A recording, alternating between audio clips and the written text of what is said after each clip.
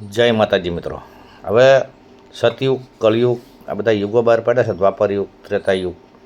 તો મારા મતે એવું કે યુગ ના હોય કે સતયુગ આપણે કહો કે ભાઈ ભગવાન કૃષ્ણ વખતે સતયુગ હતો. તો જો સતયુગ હોય તો કૌરવ પાંડવ વચ્ચેનું મહાથાણ યુદ્ધ ના થાય, દ્રૌપદીના ચીન ના હરાય, કંસ જેવો પેદા ના થાય. રામ હતા એ વખતે સતયુગ હતો, તો રામ હતા સતયુગ, રાવણ જેવો રાક્ષસ પેદા ના થાય. પછી સીતાનું હરણ ના થાય, સીતાજીને વનમાં ના જવું પડે, લવકુશ પોતાના પરિવારજનો જોડે યુદ્ધ ના કરે.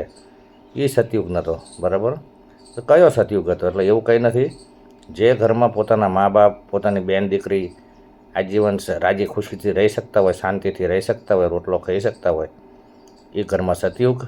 અને જે ઘરમાં મા બાપ તરસોડાય, પોતાની બેન દીકરી તરસોડાય, પોતાના ઘરની વહુ તરસોડાય, એ કળિયુગ કહેવાય.